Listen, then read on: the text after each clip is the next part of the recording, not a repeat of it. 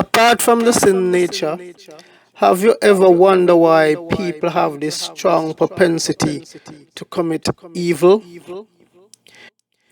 Often there is an idolatrous influence behind it and they do not realize it. Now, remember, philosophically, we operate and act according to our belief. And a lot of times, evil, wickedness is a result of what we believe in or something that's driving us. It could be money, it could be influence, it could be power, all these things, and behind them there is a God. A God that we worship and idolize, not realizing what we are doing. As I said, behind every evil act, there is a God, something that motivates us, something that drives us, and a lot of time it's not crafted in golden images. Many times it's crafted in philosophical ideas and belief.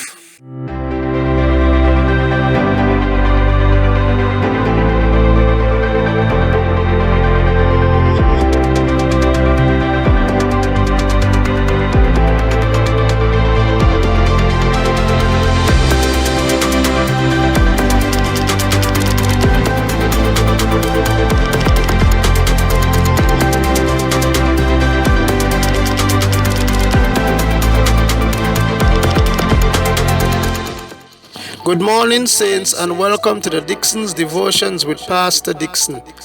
Today we are going to be looking at Psalm chapter 58. Psalm chapter 58.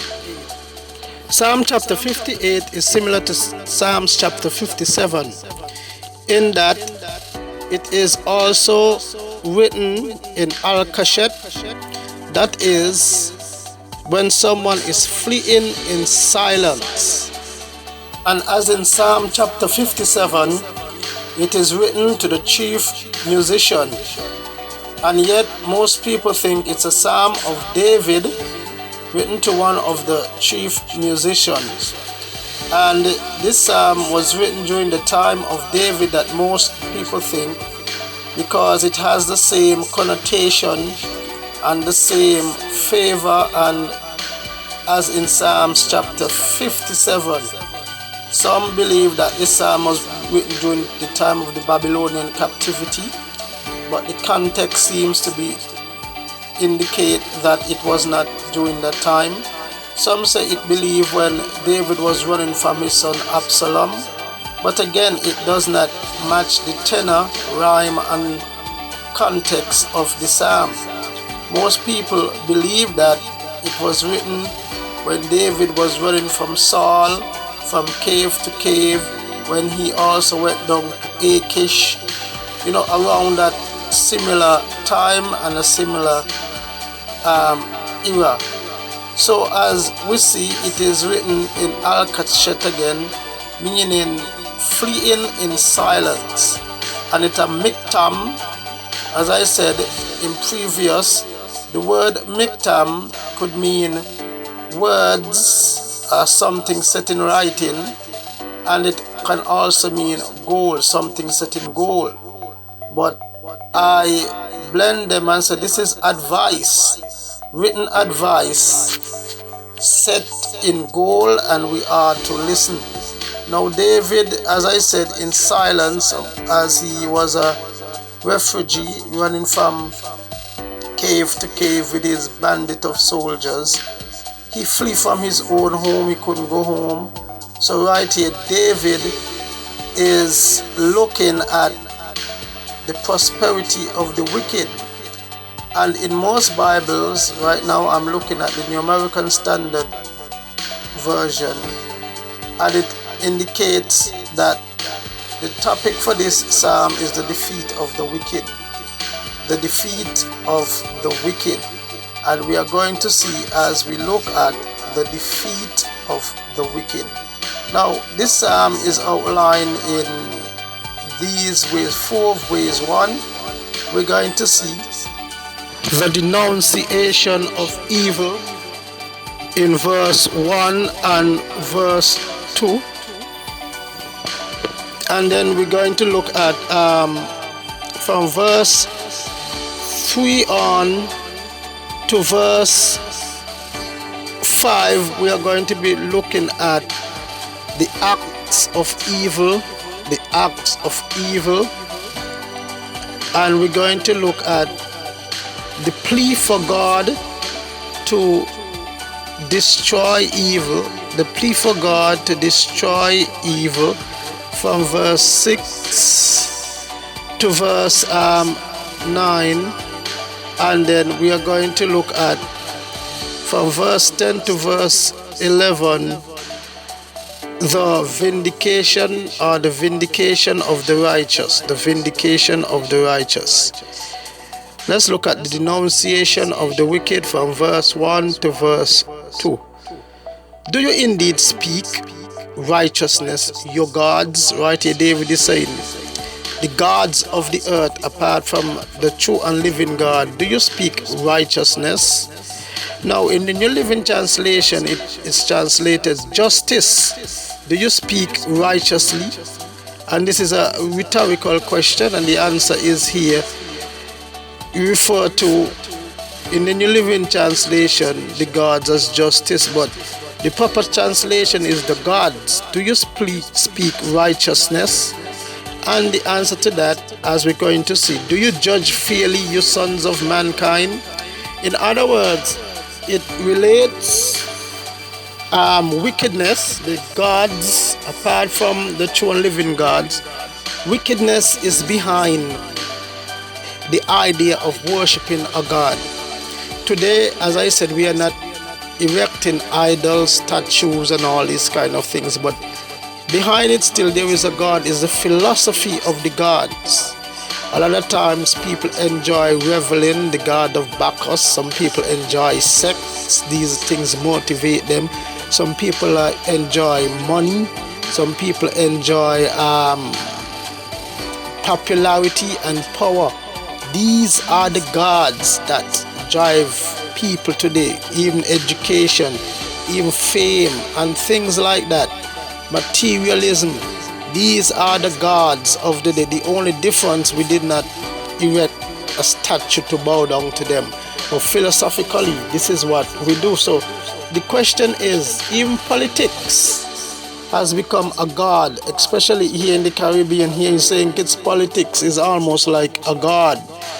Now, do you judge fairly, you sons of mankind? So as a result of worshipping a god philosophically, we adapt the nature of the gods. So do you judge fairly, you sons of mankind? And the answer, as I said, this is a rhetorical question. The answer in verse 2, no. In heart you practice injustice, on earth you clear away for the violence of your hands. In your heart there is injustice. On earth, you whatever you do, especially you sit in politics, man, whatever you do, you clear away a path to the violence in your hands. And wicked people, they clear away. Whatever they do, it's always for an ulterior motive to do wickedness at their hands. Now, the wicked, the description of the wicked right here. The next point, the wicked have turned away from the womb. From the womb, it said people who do wicked acts, it's a propensity within them from their womb. But in reality, all of us, all mankind, we are wicked from the womb. Even David mentioned that in previous psalm. I was born in sin from the womb.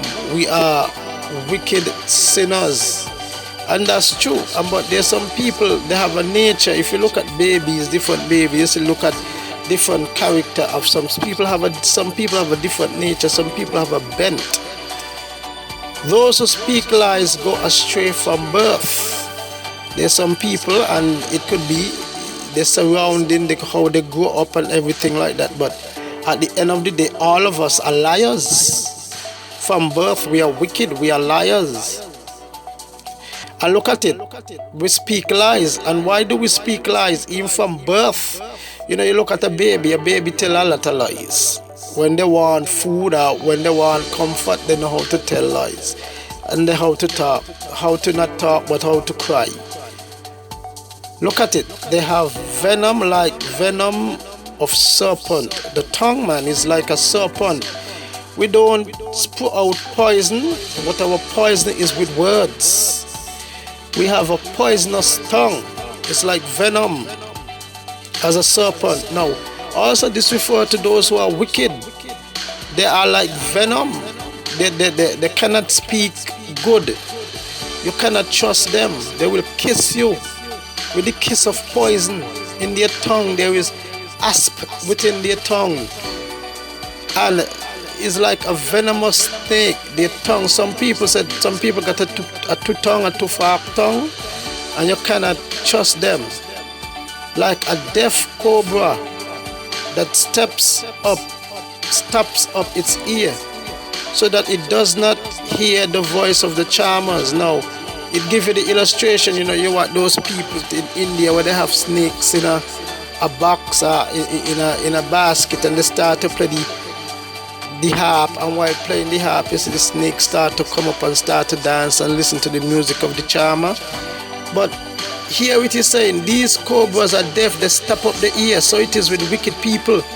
We stop up our ears. We don't want to listen to good. We don't want to listen to anything else. We don't need our charmer is himself God. We don't himself want to listen to that. We stop up our ears and we go after our natural propensity to strike with our tongue. So like a deaf cobra that stops up its ears so that it does not hear the voice of the charmers, or a skillful caster of spells. So a skillful caster of these snakes are under the control of something greater than it, because its nature is to do evil. It's like someone tame a snake, but here these snakes cannot be tamed. And so it is, there's some people who are wicked, they cannot be tamed. They stop up the ear, they refuse to listen, and they cannot be controlled. So look at verse 6. God shattered the teeth of their mouth. Here is calling now for God to destroy the wicked. God shattered the teeth in their mouth. God break their teeth so they won't be able to speak properly. Break out the fangs of the young lions, Lord. Break them out, the fangs, the claws, so that they won't do damage. May they flow away like waters that run off. I mean, like, sometimes you have heavy rain and you see water with fury and force just run down to the guts like that. And he said, make them run off like water, but when the sun come up on the place, is the sun go away, after a while that water will just dissipate. So it is, he said, make them just, they come with a fury, but let them just run off like the water. When he aims his arrow, may they be as a headless shaft. Some versions have a blunt shaft, meaning when they aim the arrows of the tongue to malign, to destroy, to bring you down. Don't let their words have any bite, any power. Let it be like a blunt arrow that cannot pierce when they try to malign and destroy you with their words and with their tongue. May they be like a snail which goes along in slime. Maybe slow, their words be slow, and it just melt away like snails. Snails got this slimy thing behind it, and just melt away like snails and slime. No real power, no real strength. Like the miscarriage of a woman that never see the sun, or stillborn baby. Let the words be like that even when they talk, after a while people tend to forget it, what they say. The words have no meaning, as if it has never been spoken. Just like our baby have never been born, people will tend to forget it as if what they say meant something, or what they say really have significant effect or impact. Verse 9, before your pots can feel the fire of thorns. In other words, here now he gone on to another illustration. Thorns in back days they used to put, well, when some people do it now when they're still baking, they take thorns, dry wigs and sticks to light fire, and you put your pot on it. And it is saying, before your pots can feel the fire of thorns, even before you light the fire and the pot could feel the fire of thorns, he will sweep them away with a whirlwind, the green and the burning alike. In other words, the thorns that is going to be used to light the fire under the pot, he said, sweep them away. So there will be no fire, whether they're green or whether they are burnable. Sweep them out before the pot can feel the heat. And so that those who tells lies on you, you're like a pot under the heat of fire. And before that happened, Lord, just sweep away the thorns from under the fire, the pot, so that the pot would not feel the burning. Now from verse 10 to the 11 now speak to the vengeance of the righteous, where the righteous will receive vengeance, not at their own hand, but from the hand of the Lord, and they will see justice finally come. The righteous will rejoice when he sees vengeance. When he sees vengeance, in other words, when he sees God take vengeance, he will wash his feet in the blood of the wicked. Now, we're not going around and willfully try to. And this is what you call an imprecatory psalm. An imprecatory psalm is when you pray for God to do evil to your enemy. But in the New Testament, the Bible commands us to love our enemies as ourselves and to do good to those that despise us. We are not to wish evil and wicked on them. And this is Old Testament speaking. Remember, David is speaking as a military man. In those days, the nations used to fight and war against each other. So it have a military context, a war context. When they're going up against the enemies try to destroy them also. What they will do in victory, as they defeat the enemy, they'll walk in their blood, this signifying victory. But we are not individually, we are not asked to do such thing. Yes, we want to see vengeance. When God take vengeance in his way, it is good in our heart when we see God do that.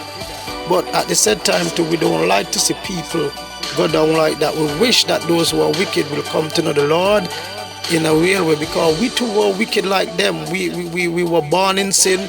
Our tongues speak lies, but the only difference is by the grace of God we are saved. Verse 11, and people will say, there certainly is a reward for the righteous. You see, when people try to do you evil, don't fight your battles. That is what David is saying. Let God fight the battle and you're going to have your victory. Let God fight. Put it in the hands of the Lord and let the Lord fight our battles. And because a lot of time when we fight our battles, we mess it up and we do worse. But when God handles it, it is going to be well done, and you're going to say, you know what? God is really good. Without you have to get any blame. Let God fight your battles. There certainly is a God who judges on the earth. Now when we step back and let God fight our battles and we see how we do it, it's a testimony that God is in control and there is a God. A lot of times people say God just wait too long. I remember meeting a young man. He said, boy, he started dabbling witchcraft in the island. We call it Obia, because he said God just moved too slow. But when we wait on God and we see God correct injustice or fight against injustice, we say, you know what? There is a God in heaven, because God has a way of dealing with it. Sometimes it seems slow, but there is a saying goes like this: the mill of God grinds slow but sure. Saints, no matter what the situation, if you feel like you have been a victim of wickedness, evil, people doing something to plot against you, you know about it, don't take vengeance in your hand. put it in the hands of the Lord. And a day of reckoning is going to come.